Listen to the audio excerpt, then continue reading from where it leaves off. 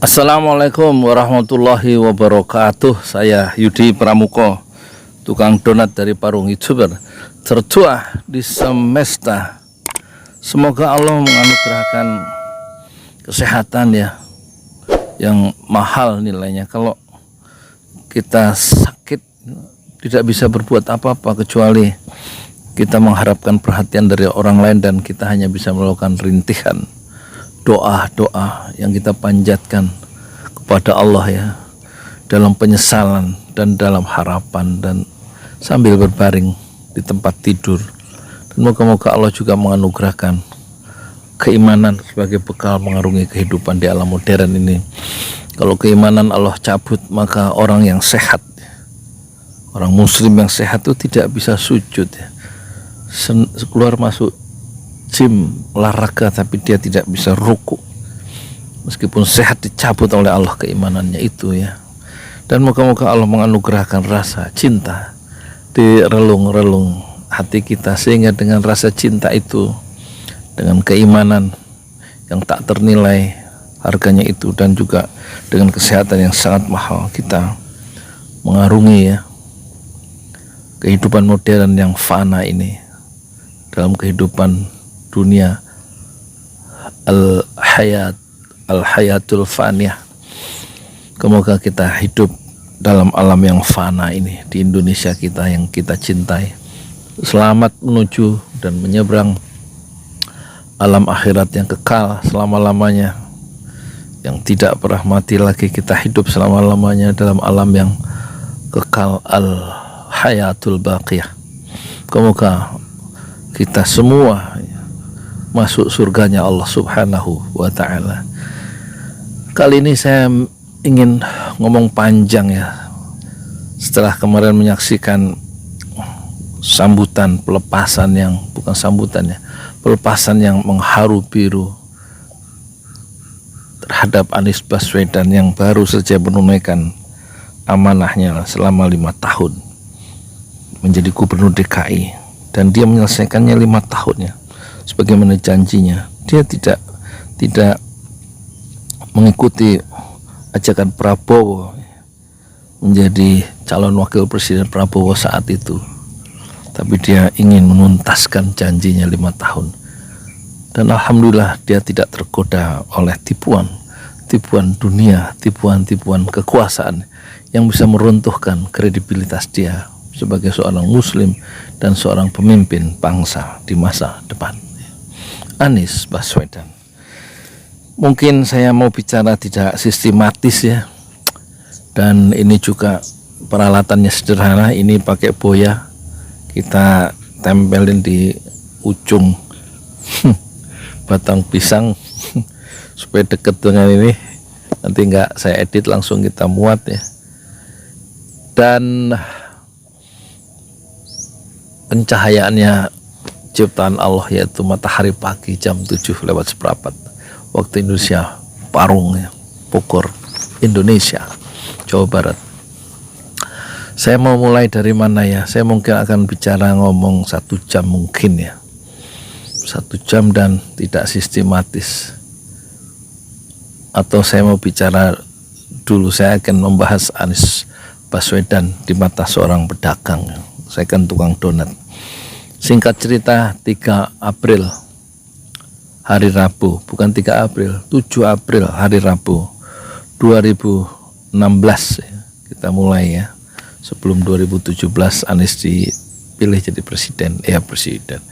Pikiran saya itu Anies itu udah presiden aja. Sebelum dia dipilih jadi menang sebagai gubernur 2016 tanggal 7 April. Pertama kalinya dalam hidup saya mendorong gerobak ya. Mendorong dalam pengertian sebenarnya dagang. Waktu usia saya 55 tahun ya, 2016. Karena saya lahir 29 Agustus 1961.